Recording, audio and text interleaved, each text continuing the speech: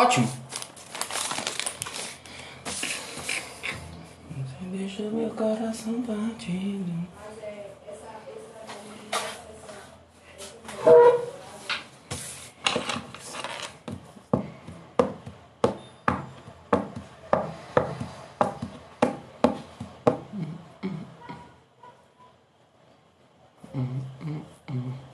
Carol, Evelyn, Vitória. Ó, Vitória com saudade de estudar filosofia.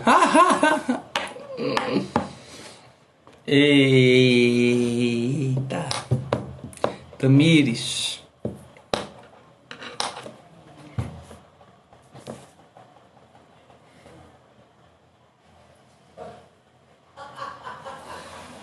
Vou esperar o povo chegar aí. 2 minutinhos.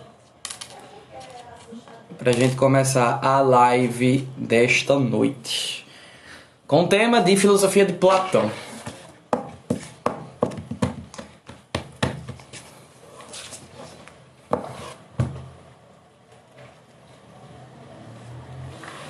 Ok. 1 minutinho que a gente começa.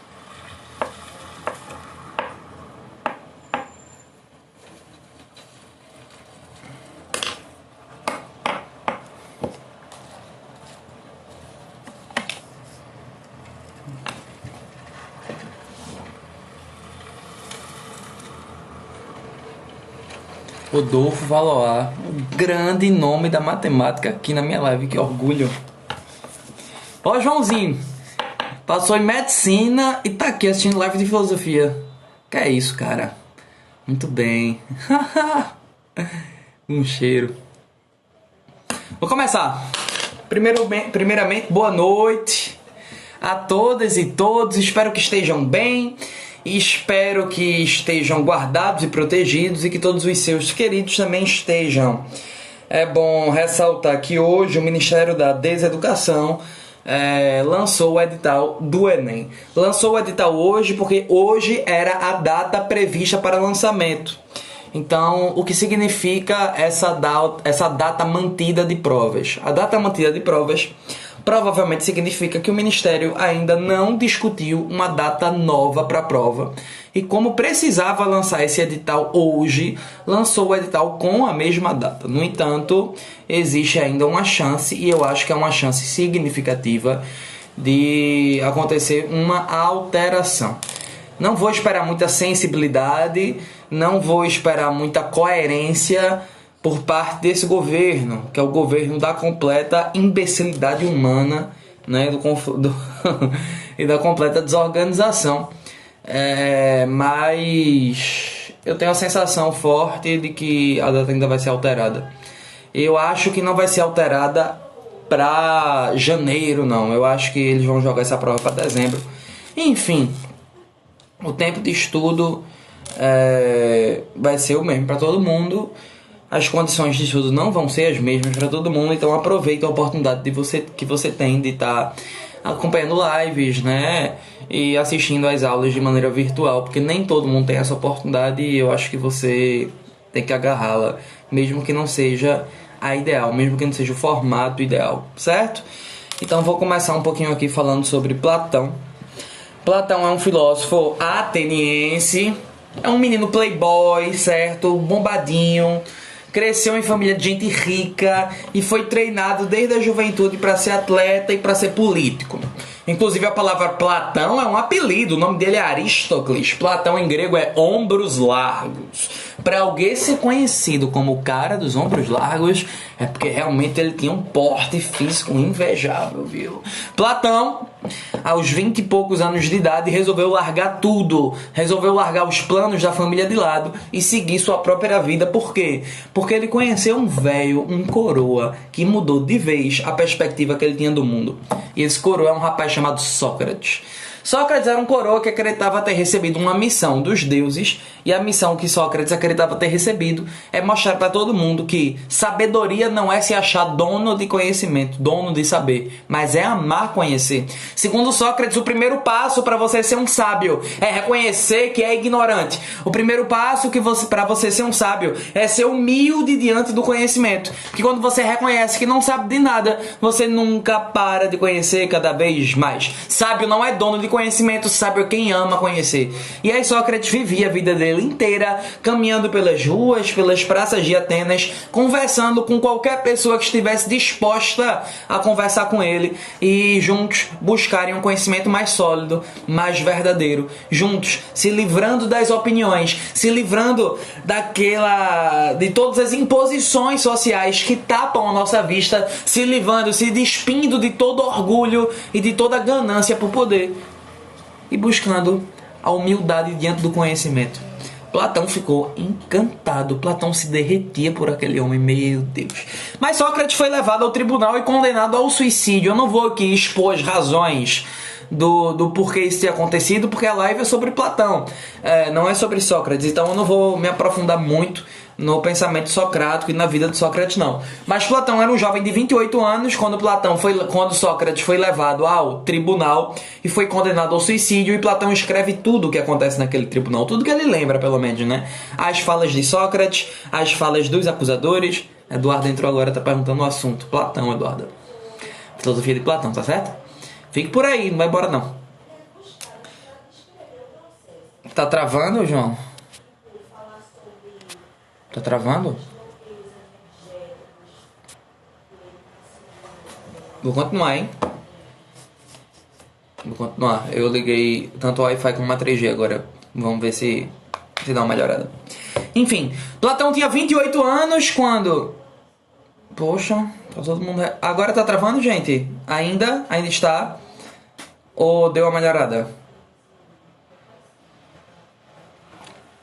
Poxa... O que é que eu faço? Melhorou. Eu acho que eu liguei a 3G, deve ter dado uma melhorada. Parou? Parou de travar ou parou o vídeo?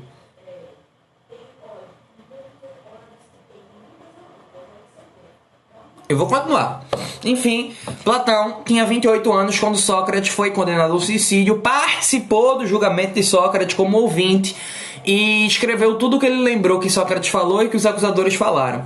E aí essa obra, né, a obra de Platão que relata o julgamento de Sócrates, está disponível na internet ou em qualquer livraria para você que tem interesse de ler. Chama-se Apologia de Sócrates. Platão bate no peito e afirma: a democracia ateniense está corrompida. A democracia ateniense é um sistema corrupto. A democracia ateniense é um sistema depravado e hipócrita. Porque a democracia surge na intenção de ser a política do debate, a política do diálogo, e matou o seu maior debatedor. O que é que Sócrates fazia da vida? Só debater, só dialogar. Então qual é o motivo de matar esse cara se ele vive numa democracia? A democracia é um sistema fajuto. A democracia é um sistema corrompido, e quem corrompeu a democracia foram os sofistas. Os sofistas eram professores de política na Grécia. Os sofistas preparavam os cidadãos gregos para se saírem bem nos debates. Lembre que a democracia grega não é a democracia da eleição, é a democracia da discussão, é a democracia direta. Para chegar no meio de uma praça pública, diante de milhares de pessoas, numa época que não tem microfone, não tem eletricidade, não tem internet, não tem slide, e no gogó você argumentar o que você acha que é mais importante para o futuro da cidade, tem que ter muita coragem, tem que saber falar bem e tem que saber convencer as pessoas. Então, quanto mais gente necessitava dessas aulas, mais surgiam professores. É uma demanda de mercado, certo? Mais surgiam professores que lhe capacitavam a isso. Os sofistas estão preocupados em ensinar técnicas de oratória e retórica. Eles não estão preocupados com o que você está defendendo, com o conteúdo que você está defendendo. Ele está preocupado com a forma como você está defendendo. E aí, segundo Platão, isso era uma nojeira. Uma nojeira. Por quê? Porque se você se preocupa com a forma como você está falando e não com o conteúdo, você pode ser um mentiroso sedutor. E um mentiroso sedutor seduz a todo mundo. E é por isso que a democracia ateniense está corrompida. Porque mentirosos sedutores estão seduzindo a maioria dos cidadãos e levando os cidadãos ao erro. E um dos maiores erros que a democracia ateniense cometeu foi matar Sócrates, que não é um criminoso. Eu, Platão, 28 anos, viu? Eu, Platão, vou dedicar o resto da minha vida a mostrar pro mundo e pra história que Sócrates não é um criminoso. Acho que ele é o maior pensador que já pisou nessa cidade. Ele é o maior pensador que já pisou nessa cidade. Platão vai morrer com 80 anos. Nesses 52 anos, entre a morte de Sócrates e a morte de Platão, todos os dias Platão produziu filosofia na intenção de mostrar que Sócrates não é um criminoso. Não é um criminoso. Então Platão é um autor que tenta resolver dois problemas. Primeiro, um problema que além de intelectual e filosófico é também pessoal, a morte do seu próprio mestre. E para tentar resolver a morte do seu próprio mestre e mostrar para a história que Sócrates não é um condenado, Platão tem que bater de frente com os sofistas. Tem que mostrar que os sofistas é quem são os culpados verdadeiros, não Sócrates. Os sofistas é quem são os verdadeiros criminosos, não Sócrates. Inclusive, essa visão negativa que a gente tem até hoje dos sofistas, a palavra sofismo significa argumento falso, né? A visão negativa que a gente carrega até hoje dos sofistas é muito mais a visão que os filósofos construíram deles do que a visão que eles tinham, né? Os sofistas, na época em que atuavam, tinham grande reputação, tinham grande status e grande prestígio na sociedade. Mas os filósofos fizeram a caveira deles, certo? E jogaram nas costas dos sofistas toda a culpa da democracia ateniense está caminhando rumo às suas crises. Então, o primeiro problema que Platão vai se defrontar é tentar mostrar para o mundo e para a história que Sócrates não é um criminoso, ele é um gênio. Criminosos são os sofistas. Então, o primeiro problema filosófico de Platão é combater o pensamento sofístico e mostrar que ele é um pensamento degenerado. O segundo problema que Platão vai ter que enfrentar é o maior problema da filosofia grega. A filosofia grega tem um problema muito antigo, desde os tempos dos pré-socráticos, que é o problema do movimento. Desde o surgimento da filosofia, o movimento é algo que causa arrepio nos gregos. Como explicar o universo? O universo é marcado pela estática ou o universo é marcado pela dinâmica? Os gregos, de maneira geral, têm na sua mentalidade a crença de que o universo é marcado muito mais pela estática do que pela dinâmica. Os gregos têm uma concepção que a gente chama de concepção cósmica.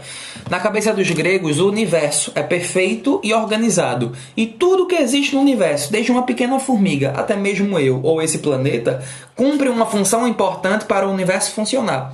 Então, se na mentalidade deles tudo que existe cumpre uma função importante, o universo é uma grande máquina e tudo que existe é uma pequena engrenagem, a estática está mais presente do que a dinâmica, porque eu tenho que cumprir a minha função para o universo funcionar bem. Isso é algo estático.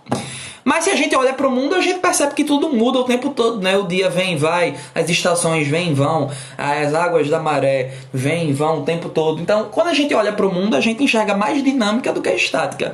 E aí o problema do movimento sempre foi o grande problema da filosofia grega. E aí esse problema ele vai se estabelecer de vez, quando dois autores pré-socráticos vão divergir frontalmente. A gente não tem dados biográficos se esses caras chegaram a existir na mesma época. É provável que sim. Outros autores dizem que a maior chance é que não. A gente não tem um dado exato de nascimento e morte deles para saber se eles viveram na mesma época. Mas um escreveu confrontando o outro. Isso é um fato. Parmênides e Heráclito. Parmênides ele vai criar uma filosofia que a gente chama de filosofia da imutabilidade, ou filosofia da permanência, como você queira chamar. Claro que esse não é o nome oficial, esse é um nome mais didático, só para você não esquecer, certo? A filosofia de Parmênides é a tentativa de entender que se as coisas existem, deve existir algo por trás dessas coisas que faz essas coisas serem o que são. João não entende não. Goiabeira é uma coisa E formiga é outra coisa. Por que goiabeira é uma coisa e formiga é outra coisa? Porque o que faz a formiga ser formiga é uma coisa e o que faz a goiabeira ser a goiabeira é outra coisa. E é isso que eles chamam de essência ou ser. Então Parmênides vai afirmar que o ser, ou seja, a essência de alguma coisa, é sempre constante, é sempre permanente. Por quê? Porque se a essência da formiga é o que faz a formiga ser uma formiga, se a essência mudar, a formiga deixaria de ser uma formiga. E não pode, porque formiga é formiga e não pode deixar de ser formiga. Goiabeira é goiabeira e não pode deixar de ser goiabeira. Então Parmênides vai criar uma filosofia para afirmar que o ser é sempre estático, que a essência é sempre estática e que, portanto, qualquer transformação que um objeto sofra é uma transformação apenas na aparência. A essência, que é o que diz a verdade sobre algo, é estática, é permanente. Mas a aparência pode se transformar. No entanto, a aparência não tem importância nenhuma para a filosofia, porque a filosofia deve investigar as essências e não as aparências. A partir dessa ideia, Parmênides cria a noção de que a essência é estática, a aparência é dinâmica, mas a aparência é falsa, ou seja, o movimento, a dinâmica, é algo falso, é uma ilusão. Segundo Parmênides, não existe o movimento real. Todo movimento é ilusório. Aí você diz, porra, como é que é ilusório se eu estou vendo as coisas mudando? Aí ele vai dizer, seus sentidos, sua visão estão lhe enganando. Estão lhe enganando. Segundo Parmênides, a gente percebe o movimento, a transformação das coisas através dos sentidos. Através dos sentidos. E os sentidos nos enganam o tempo todo. Eu sou a prova viva de que os sentidos enganam o tempo todo. Como eu tenho cabelo grande, muitas vezes eu estou andando por aí na rua, no shopping, em qualquer canto, e aí as pessoas gritam, e aí, Patrícia? E aí, Carlinha? Quando vira, sou eu. Aí a pessoa morre do coração. Por quê? Porque os sentidos nos enganam o tempo todo. Pega uma pedra de gelo, aperte, não vai queimar. Eu posso dizer que gelo é quente? Não, gelo não é quente, mas meus sentidos estão dizendo que são. Seus sentidos estão lhe enganando. Em outras palavras, segundo Parmênides, todo movimento, toda mudança só pode ser percebido através dos sentidos. E se os sentidos enganam, se os sentidos são ilusórios, é porque o movimento é igualmente ilusório. Heráclito vai fazer oposição a esse pensamento. Heráclito vai dizer que está na própria natureza, na própria característica das coisas, a chance de mudar. Então, enquanto que Parmênides valoriza um ser, uma essência estática, Heráclito vai dizer, veja, as coisas estão de um jeito, mas podem vir a ser outras. Então, Parmênides, filosofia do ser. Heráclito, filosofia do vir a ser. Vir a ser é a mesma coisa que devir. Vir a ser. Então, Heráclito enxerga as mudanças no mundo, enxerga que essas mudanças não são ilusões. Segundo Heráclito, há sim algo de imutável, de permanente. Uma força chamada Logos. Essa é permanente. João até perguntou isso. Não é o Logos para Parmênides, João, é o Logos para Heráclito. Esse sim é permanente. No entanto, o resto tudo de uma natureza muda. E aqui, essa treta entre Heráclito e Parmênides estabeleceu o maior problema da filosofia antiga, ou da filosofia grega de maneira mais estrita. Que problema é esse? O movimento, a transformação das coisas. É algo real ou ilusório? Veja, os gregos têm certeza de que existe sim algo estático. Não é isso que está sendo discutido. Há sim algo estático na natureza, no universo. O que eles estão discutindo é o movimento das coisas. É algo ilusório ou também é real, assim como sua parte estática? Só um exemplo para tentar resumir bem. Heráclito ele vai lançar de uma metáfora para tentar explicar seu pensamento. Ele vai dizer que é impossível você tomar banho 2 vezes no mesmo rio. Porque na segunda vez que você for tomar banho, você já não é mais a mesma pessoa. Você já mudou, você já tem outras experiências, você já tem outros pensamentos, você já viveu mais 1 dia, mais 2 dias, mais 3 dias, você já está mudado. 10 minutos da sua vida já te mudam, uma aula já te muda. Imagina 2, 3, 4, 1 semana, 10 anos, enfim, certo? Então, segundo Heráclito, você já não é mais o mesmo no segundo banho. E as águas do rio já não são mais as mesmas. Ou seja, Heráclito está afirmando que na natureza tudo muda o tempo todo. Aquela música de Lulu Santos, né, como a onda no mar. É uma música heraclitiana, certo? Tudo muda o tempo todo. Já Parmênides olharia e diria, rio é rio e você é você e ponto final. Você deixou de ser você Você é uma formiga, você é um elefante, você é o quê? Você é o quê? Você é você. Nada mudou. E esse rio? Esse rio virou mar? Não. Esse rio virou oceano? Não. Esse rio virou deserto? Não. Então é rio. Rio é rio, você é você. Esse é Parmênides. Então, essa vai ser a grande treta, que é uma discussão que a gente chama de discussão ontológica. Ontologia é o campo de estudo da filosofia preocupado em entender a essência das coisas, o ser, o que as coisas são. Então, para Parmênides, as coisas são sempre estáticas e para Heráclito, as coisas são sempre dinâmicas. Então, Platão, que é um filósofo pós-socrático, foi aluno de Sócrates, vai ter dois problemas para resolver. Combater os sofistas. 2. Tentar resolver a treta entre Heráclito e Parmênides, sem excluir nenhum dos dois, conciliando as duas coisas. Como é que Platão vai resolver essa treta? Platão vai dizer o seguinte: imagine que no mundo existam 5 bilhões de árvores. Ou seja, as árvores aqui são múltiplas. Existem diversas. Existem 5 bilhões de árvores. Imagine que exista uma árvore na frente da minha casa que esteja me incomodando. E aí eu pego uma serra elétrica, desço de casa e toro aquela árvore, destroço aquela árvore, faço aquela árvore cair e destroço ela todinha. A ideia do que é uma árvore, ou o que faz a árvore ser uma árvore, foi alterada porque eu destruí essa árvore? Ô, gente, tá travando.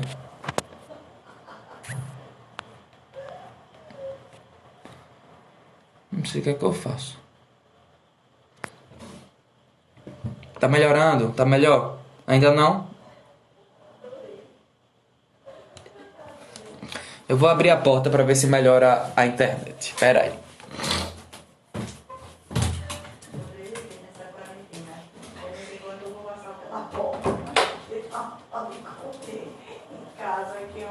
Bora.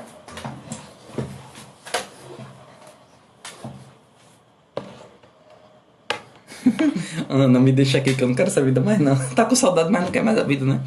Assiste, Ana. Oxe, custa nada. Gente, deu uma melhorada aí, não? Tá travando? Melhorou, né? Beleza, ótimo.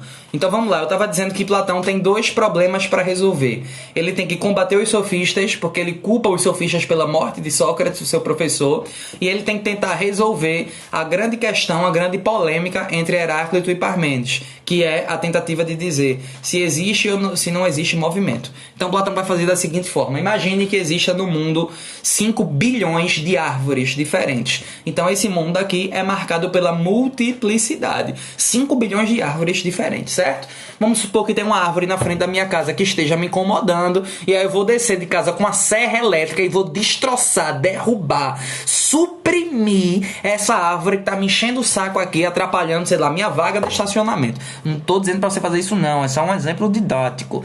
E aí você vai lá, derruba essa árvore e tal. A ideia do que é uma árvore, ou seja, o que faz a árvore ser uma árvore, tá de alguma forma sendo alterada porque eu destruí essa árvore? Não. Mesma coisa essa cadeira. Se eu destroçar essa cadeira aqui todinha na porrada, a ideia do que é uma cadeira vai mudar porque eu destrocei essa cadeira na porrada? Não. Então, o que é que o Platão está querendo dizer? Que se a ideia que faz as coisas serem o que elas são, ou seja, a essência das coisas, não é alterada se eu alterar as coisas, a conclusão é lógica. Se eu alterar as coisas, eu não altero as essências, é porque as essências não estão nas coisas. Platão está pensando isso. Pausou de novo, foi? Poxa, de manhã não teve esse estresse não. E eu paguei a internet, paguei adiantado, não tô devendo dinheiro a ninguém não. Tá de boa, gente? É o vídeo ou travou de novo? Alguém responde?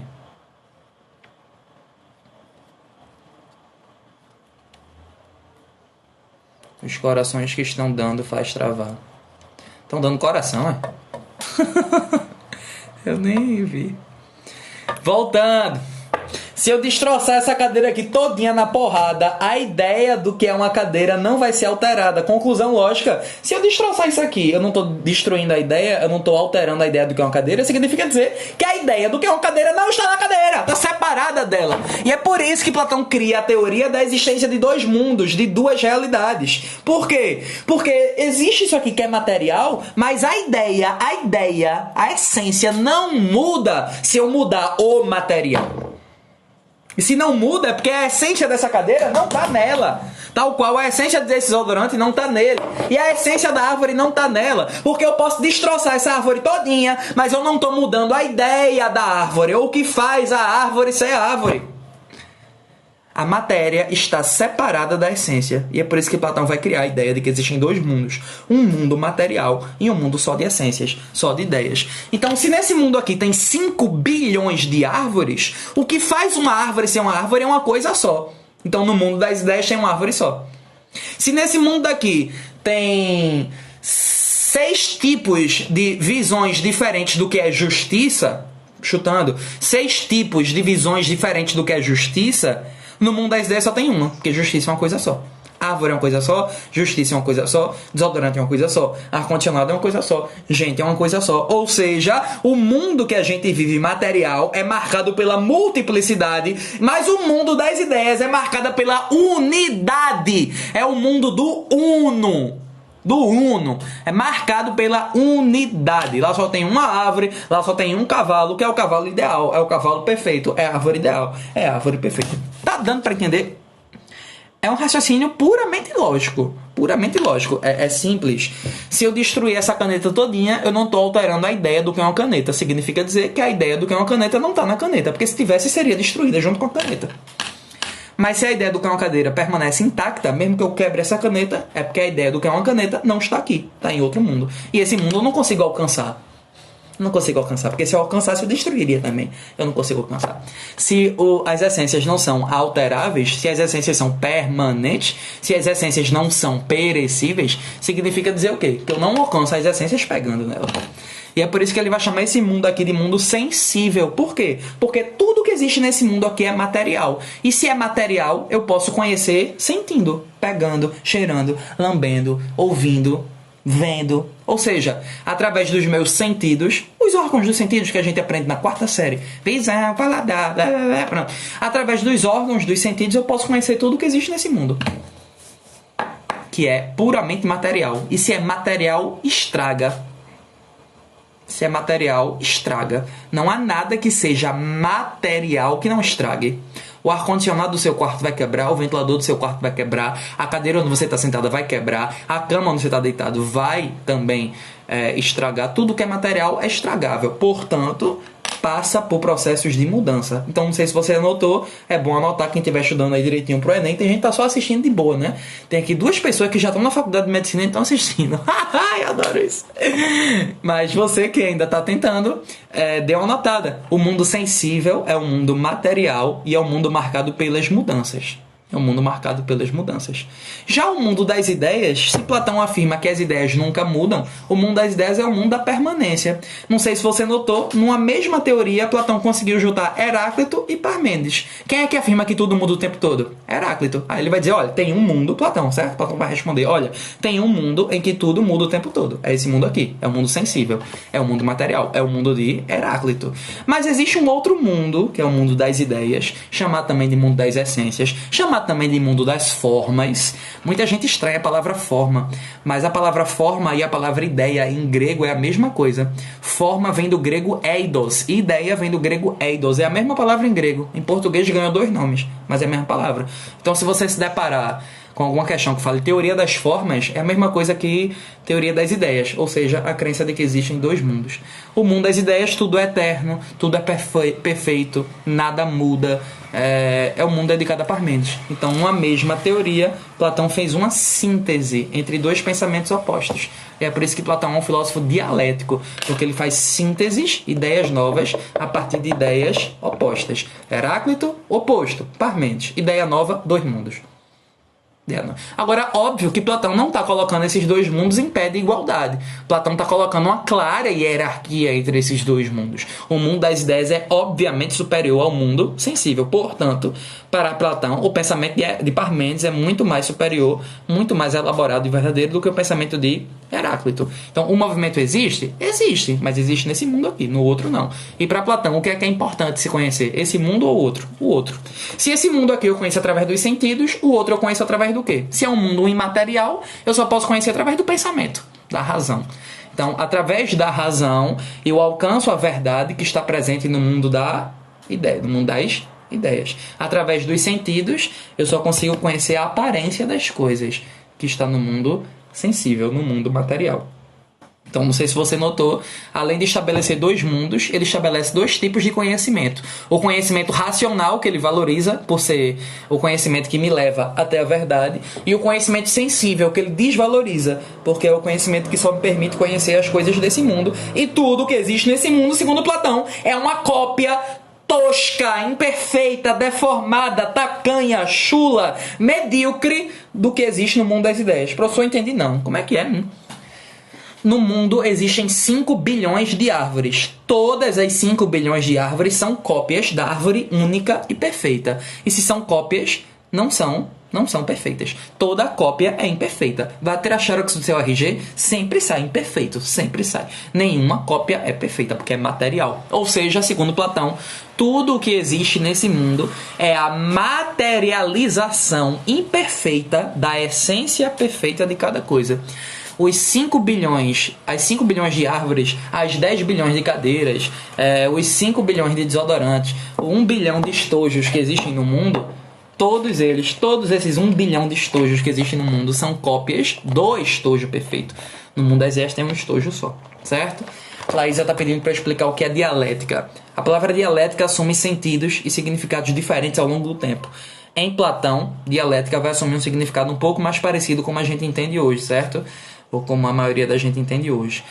Dialética em Platão é a tentativa, é um método, certo? É um método que me leva até a verdade. E como é que eu chego até a verdade? Tentando ascender, tentando subir do mundo sensível para o mundo das ideias.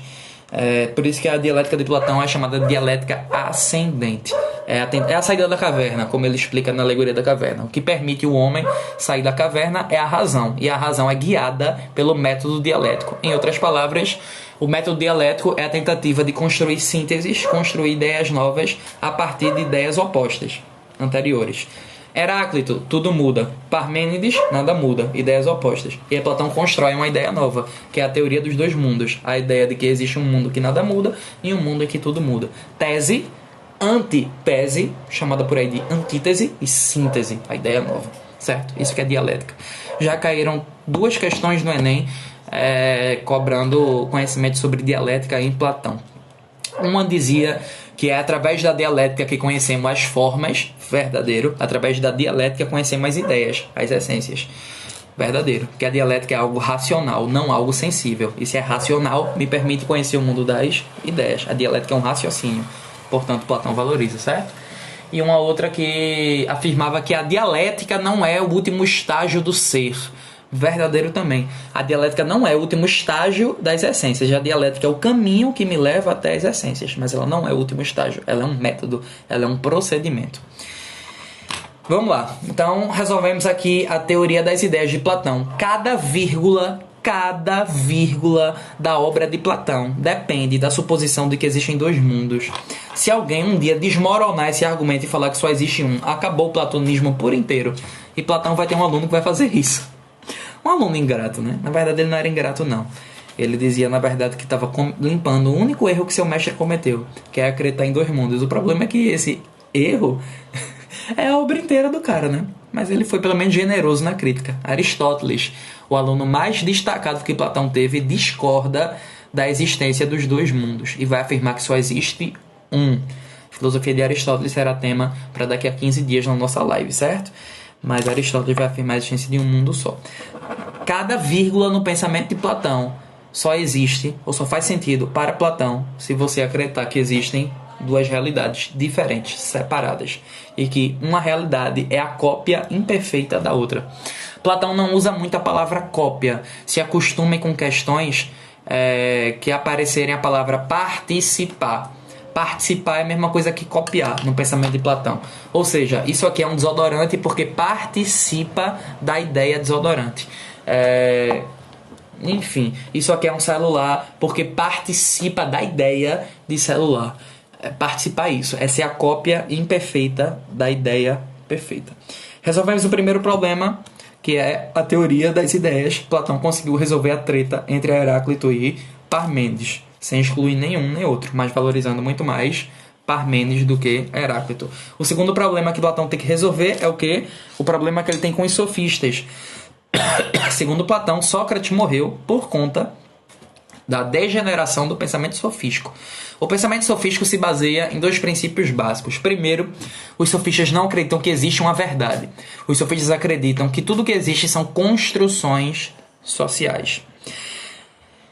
Daí a frase mais famosa do sofista mais famoso, Protágoras: o homem é a medida de todas as coisas. Quem é a medida, Protágoras? O homem. Se ele afirma que tudo depende do ponto de vista de quem observa, ele está sendo subjetivista. Subjetivismo é uma característica importante do pensamento sofístico. Segundo Protágoras, se matar alguém é considerado injusto, é considerado injusto porque alguém criou essa ideia de que isso é injusto e convenceu, ou através da força, ou do diálogo, enfim, o restante das pessoas. Segundo os sofistas, justiça, verdade, bem, mal, certo, errado, enfim, tudo que existe em sociedade são construções.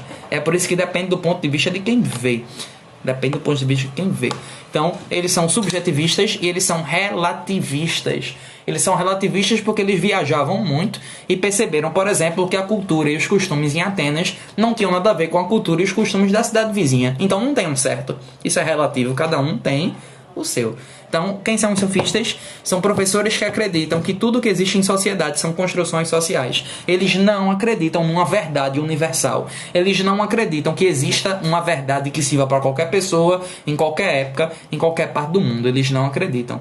Platão acredita. Sócrates acredita. Então, Platão vai começar a se opor aos sofistas. Platão vai dizer o seguinte: vê que raciocínio refinado. Se a política é a tentativa de buscar o bem comum, só pode governar bem quem souber o que é o bem. Não dá para botar no governo pessoas que não sabem o que é o bem. Porque se você botar poder nas pessoas que não sabem o que é o bem, essas pessoas vão governar mal. E você quer um governo mal? Não quer, né? Segundo Platão, existe sim a justiça perfeita. Segundo Platão, existe sim a verdade. Segundo Platão, existe sim o bem. E segundo Platão, de todas as verdades que existem, a verdade sobre o bem é a mais superior, é a mais sublime. Ele chama de sumo ou supremo bem. Sumo ou supremo bem. A verdade é o conhecimento mais pleno que existe.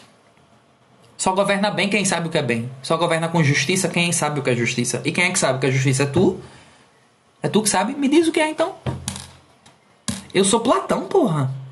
Eu dedico a minha vida inteira. Eu dediquei 50 anos da minha vida para produzir filosofia, para me aproximar da verdade. Aí tu quer que a gente viva numa democracia para tu valer um voto e eu, Platão, valer um voto. Quero não. Tá dando para entender a mentalidade de Platão como é uma mentalidade elitista? Platão tem uma mentalidade bem hierarquizada das coisas, viu? Ele é... Deu uma pausa aqui. Rodando aí, gente. Deu uma pausa aqui. Parou em todo mundo, mas voltou. Voltou em todo mundo já. Todo mundo tá ouvindo. Tá travando. Tá bom. Me respondam, por favor. Poxa, a internet tá colaborando comigo hoje não, velho. Que droga. Vou continuar, beleza? Posso? Beleza.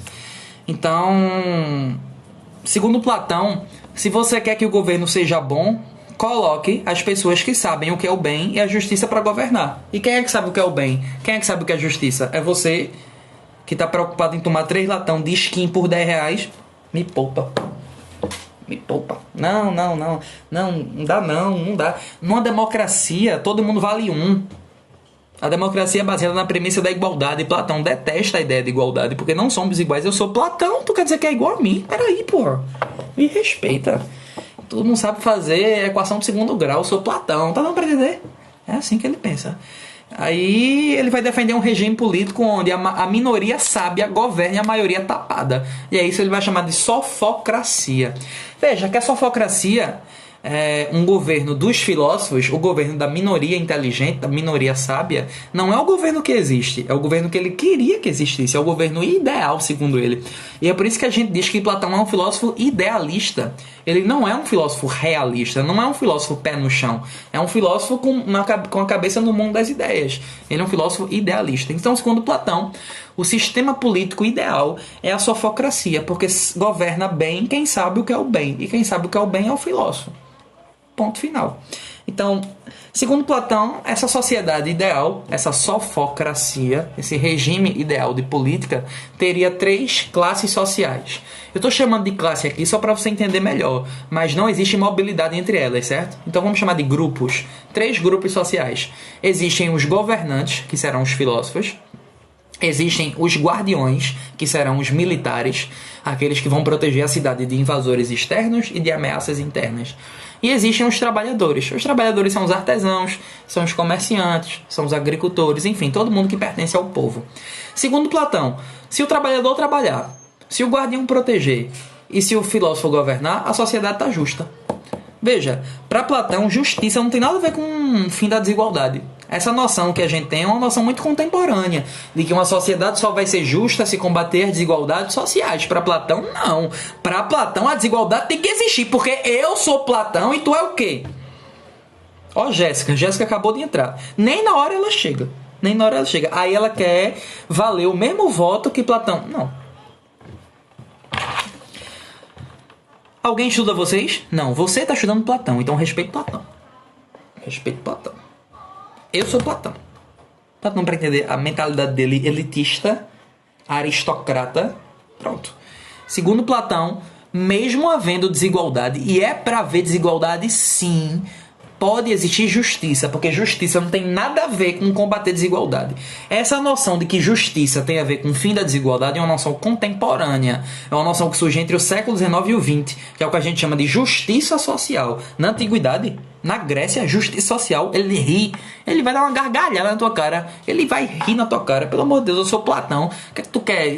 Cala tua boca, tu não sabe o que é justiça, tu não sabe o que é o bem, tu não sabe o que é a verdade, me deixa governar.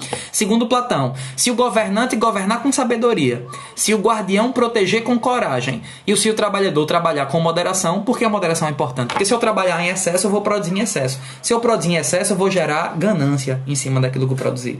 Agora, se eu trabalhar pouco, se eu trabalhar em falta, eu vou produzir pouco. E se eu produzir pouco, as pessoas vão morrer de fome. Então a moderação é algo importante para o trabalho, segundo Platão. Então, se o governante governar, o filósofo, né? Se o filósofo governar com sabedoria, se o guardião proteger a cidade com coragem, com força e ânimo, e se o trabalhador trabalhar com temperança é a mesma coisa que moderação, existe justiça. Segundo Platão, justiça é cada um executar as suas qualidades. Se a qualidade de quem está governando é ser sábio, e se ele for sábio, ele está sendo justo. Se a qualidade do protetor da cidade, do guardião, é a coragem, e ele for corajoso, ele está sendo justo. Se a qualidade do trabalhador é a moderação, e ele estiver trabalhando de maneira moderada, produzindo de maneira moderada, produzindo o suficiente para todo mundo viver bem, ele está sendo justo. Justiça para Platão não é combater desigualdade social. Justiça para Platão é cumprir a função que é a sua. Só que ele não chama função, ele chama virtude. Essa é a diferença. Ele não chama minha qualidade, ele chama minha virtude. A minha virtude como filósofo é a sabedoria. A tua virtude como guardião é a coragem. E a tua virtude como trabalhador é a temperança. Quando cada um executa, cumpre a sua virtude sem interferir no trabalho do outro, existe justiça. Professor, o que aconteceria se um trabalhador fizesse um protesto contra o governo dos filósofos? Ia apanhar até morrer, velho. Por quê? O trabalhador vai fazer um protesto para quê? Para dizer que essa lei aí não é justa? O trabalhador sabe o que é justiça para Platão? Quem é que sabe o que é justiça para Platão? É o filósofo, velho. Então não tem nada que tá dando reclamação. Calha a boca. Não quero mais ouvir nenhum pio, como diria Elisamel, né? A rainha do gogó. Não quero mais ouvir nenhum pio. É isso que o governo de Platão é assim. É um governo baseado na violência mesmo. Inclusive, Platão vai afirmar que os filósofos governantes são auxiliados pelos guardiões, porque qualquer possível revolta interna, os guardiões vão cumprir a missão de botar para quebrar e descer a lenha nessa revolta, porque não tem ninguém que tem que estar se revoltando contra filósofo, não. Porque se você soubesse o que é o bem, o justo e o certo, você seria filósofo, você não seria trabalhador. Você não seria comerciante, não seria artesão, não seria agricultor. Então pare de reclamar, velho. Esse é Platão. Pare de reclamar contra o governo, porque o governo é o governo dos sábios. Então eles sabem o que estão fazendo. Pronto, esse é Platão. Não dá pra ser comunista e ser platônico, né? Não dá pra ser revolucionário e ser platônico de jeito nenhum. Então, gente, essa live, ela não tem intenção de explicar todas as ideias de Platão. Não tem intenção. Tem intenção de eu pontuar aqui os principais tópicos que você não deve esquecer de maneira nenhuma. Veja, eu não falei sobre o amor em Platão, eu não expliquei a alegoria da caverna, porque eu não tenho esse tempo, e isso aqui não é uma aula completa, né? As aulas completas estão disponíveis para os alunos do curso. Esse momento de live é o momento de eu pontuar, né, os principais aspectos da obra de cada autor, ou de cada assunto que a gente está estudando na semana, e abrir espaço para interação. Então, o grande argumento aqui dessa live foi que Platão tentou resolver dois grandes problemas. O problema estabelecido entre Heráclito e Parmênides, se existe ou não um movimento, e Platão resolveu isso criando a ideia de que existem dois mundos. Nesse mundo aqui, sensível, tudo se movimenta, nesse daqui, nada se movimenta, tudo é estático. Esse mundo daqui, das ideias, mundo de Parmênides, esse mundo aqui, sensível, mundo de Heráclito. Yasmin tá... Yasmin, Marx, não... Agora, Marx foi um grande estudioso de filosofia grega, viu? Inclusive, foi muito influenciado também por Platão. Não a sua concepção política, óbvio. Concepção política oposta.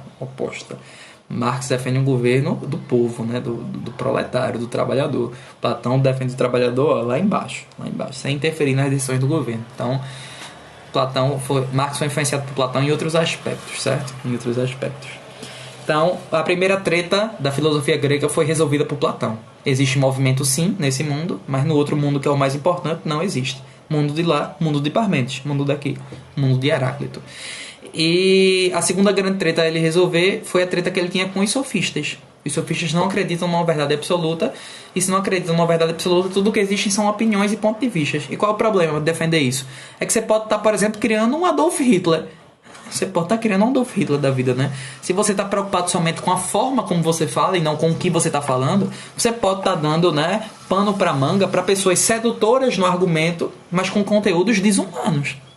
E aí Platão vai dizer, veja, não dá, velho, não dá para acreditar que o que existem são só opiniões. Existe sim a verdade, existe sim a justiça. Todo mundo acredita no bem, na felicidade. Então é porque essas coisas existem. Não são coisas particulares, são coisas universais. São coisas universais. Então, para Platão, qual é o objetivo da política? Concretizar a justiça, concretizar o bem comum. Não é um bem comum, é o bem comum. Não é uma justiça, não é o meu modelo de justiça, é a justiça. A justiça. Tá dando para entender?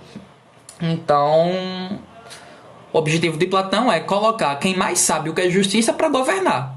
O governo vai ser mais justo quanto mais for governado por pessoas que sabem o que é justiça.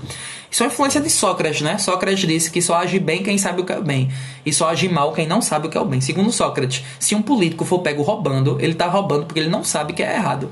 Segundo Sócrates, ele não sabe que é errado, porque se ele soubesse que aquilo ali é errado, ele não conseguiria agir errado. Todo mundo, segundo Sócrates, age mal por ignorância. Então Platão está falando a mesma coisa, só que com outras palavras, né? Coloque no governo os mais sábios, os mais justos, os mais coerentes, e o governo vai ser sábio, justo e coerente. Frio. Certo? Quem vai discordar disso é Aristóteles. Para variar, Aristóteles discorda de quase tudo, né? Aristóteles vai dizer, veja, saber o que é o bem, saber o que é certo, não indica necessariamente que você vai agir bem, não, viu? Você pode escolher agir mal, mesmo sabendo o que é o certo. Esse é Aristóteles. Platão e Sócrates, não. Platão e Sócrates conhecer o bem significa agir bem. Ponto final. E aí ele dá um tapa na cara dos sofistas, dá um tapa na cara do relativismo, dá um tapa na cara no subjetivismo e defende a existência de verdades absolutas e de verdades universais. Existem sim. Existe sim uma justiça que sirva para qualquer pessoa, para qualquer sociedade, em qualquer parte do mundo. Existe. E a gente tem que buscar ela. Então, é um regime aristocrático? É um regime cheio de desigualdade? Completamente desigual. Mas, segundo Platão, é um regime justo. É um regime justo, porque cada um cumpre a sua virtude, a sua função. Se cada um cumprir bem o seu papel, tudo funciona bem. Essa é a cabeça de Platão, tá certo? Gente, estou aberto a dúvidas agora. Se você tem alguma dúvida em algum desses pontos que eu tratei da filosofia de Platão, ótimo, pode mandar. Se você tem dúvidas de outros pontos que eu não tratei, porque essa aqui não é uma aula completa, eu nem tenho tempo para isso, você também pode mandar. certo? Dúvidas sobre outros tópicos da filosofia de Platão. Vamos lá.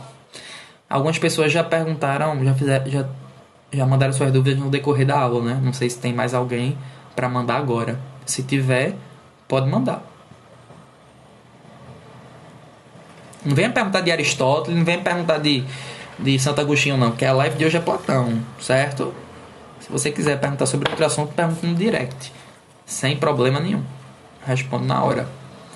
Mas aqui, cada live semanal é dedicada a uma aula. Ninguém tem dúvida? Jéssica, Tainá, Tamires,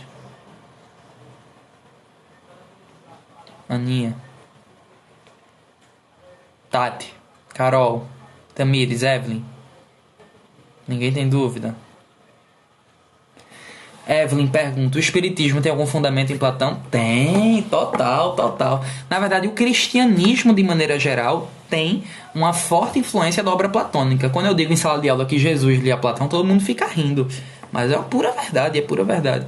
O cristianismo, segundo Nietzsche, é o platonismo para o povo. Porque se você pegar a ideia de céu e terra, corpo e alma, que é presente no cristianismo, né? Uma divisão entre o material e o imaterial, a repulsa ao que é carnal e a valorização do que é sublime, espiritual, tudo isso é Platão.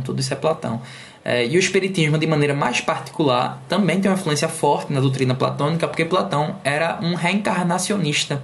Ele acreditava em reencarnação, sim. Segundo Platão, o homem é dividido entre corpo e alma. A alma é imaterial, o corpo é material. E ele vai dizer que o nascimento de uma pessoa é o momento em que o corpo aprisiona uma alma. Tua alma era livre, tua alma vivia no mundo das ideias, com todo o tempo do mundo para se dedicar ao conhecimento e à verdade, e agora ela foi sugada e aprisionada por um corpo. O corpo é a prisão da alma, segundo Platão. Nesse sentido, ele se distancia um pouco dos espíritas kardecistas, porque na cabeça do espiritismo kardecista, a reencarnação é um processo de evolução do espírito, né? Mas para Platão enxerga isso de maneira negativa. A alma só tem a perder encarnando aqui, porque esse mundo é uma merda, esse mundo é mera cópia do mundo perfeito, então por que tirar a alma do mundo perfeito e trazer para cá? Não vale a pena para ela, não. E é por isso que ele diz: nascimento é o momento que o corpo aprisiona uma alma. Não é uma benção, não é uma felicidade, é uma tragédia. Tati pediu um pouco sobre a alegoria da caverna. A alegoria da caverna é uma metáfora que Platão criou para tentar explicar os principais tópicos de sua obra, especialmente a divisão entre os dois mundos. A caverna pode ser entendida como o mundo sensível, que é o mundo das sombras, é o mundo das cópias, é o mundo imperfeito, é o mundo dos sentidos, certo? Ou pode ser entendida também como o corpo, que é o que aprisiona a alma. A pessoa que por acaso se desprende e consegue sair é o filósofo. Esse cara tem uma dificuldade tremenda para sair da caverna, porque sair da sua zona de conforto é altamente doloroso. Notar que aquilo que você sempre acreditou era falso, ilusório, é muito doloroso. Esse cara é o filósofo.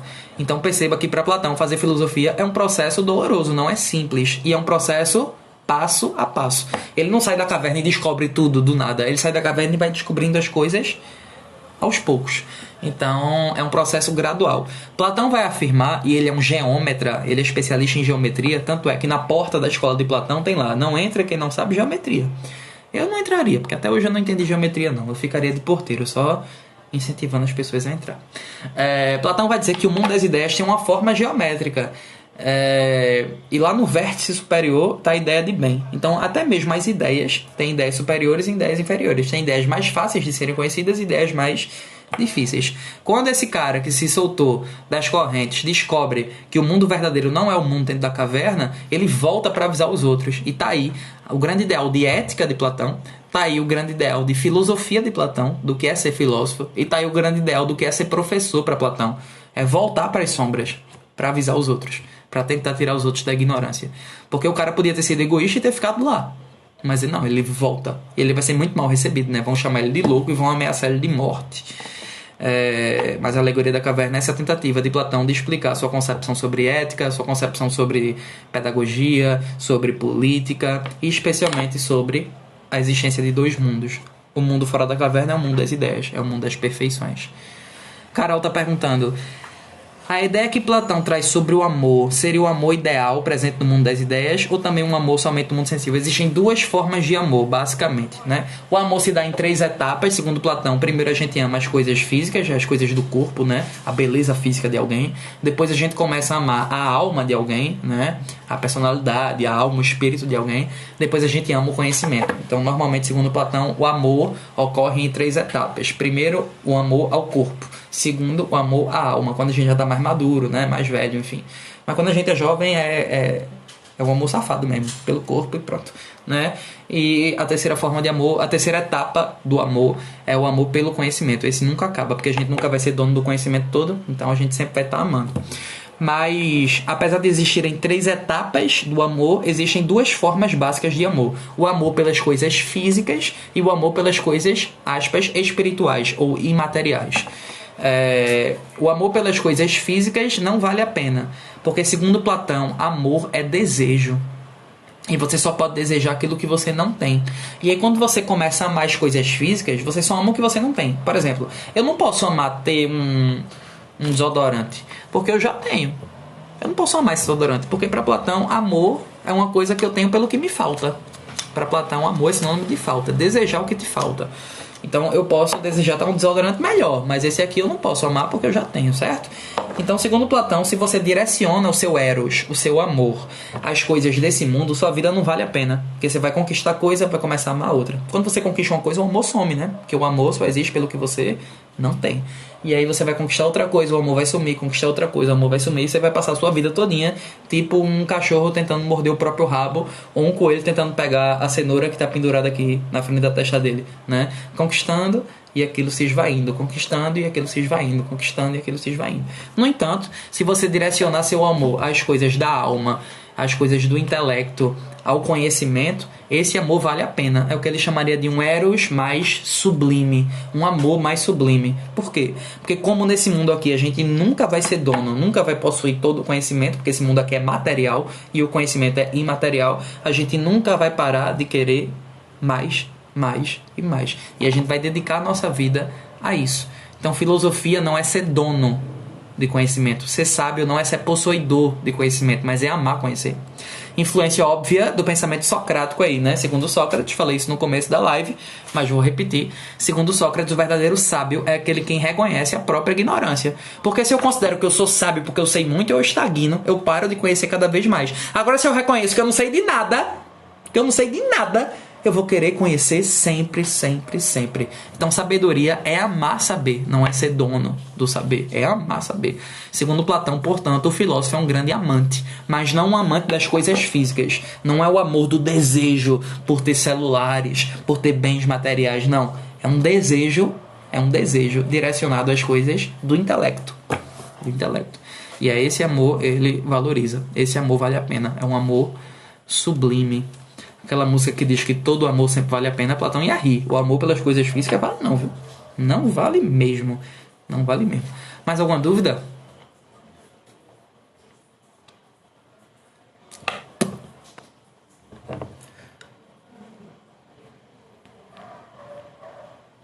Não?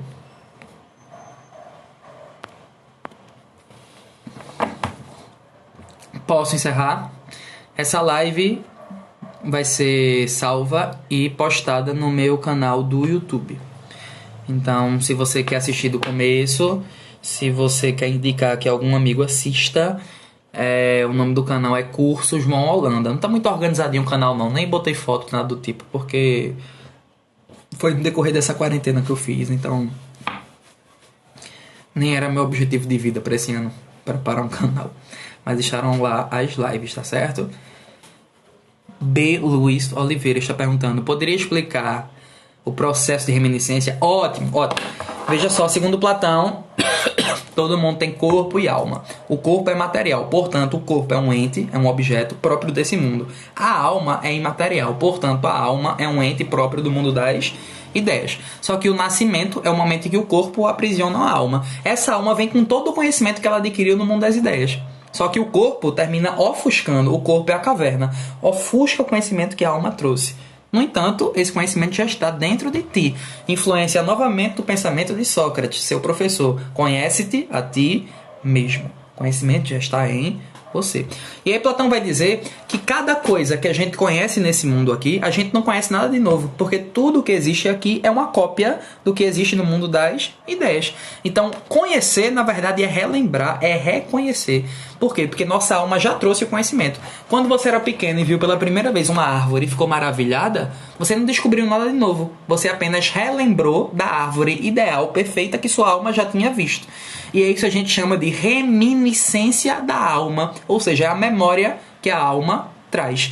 É uma teoria inatista, conhecimento inato, já nasce contigo, tu não aprende.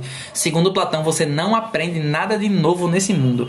Professor, o que é que Platão diria das pessoas que são os inventores, que inventam coisas novas? Nada demais nessas pessoas. São apenas pessoas que se lembraram de alguma coisa que já viram no mundo das ideias e inventaram.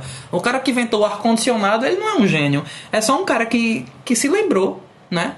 Um déjà vu, se lembrou do ar-condicionado que ele viu e ele conseguiu materializar. Tudo que existe aqui é a cópia material da ideia perfeita. Então, como nossa alma já teve acesso às ideias, porque ela habitava o mundo das ideias, tudo que a gente conhece aqui são cópias das ideias, portanto a gente relembra. Então, os nossos sentidos captam, os meus sentidos captam a visão do que é um estojo e a minha alma lembra do estojo ideal. Esse é o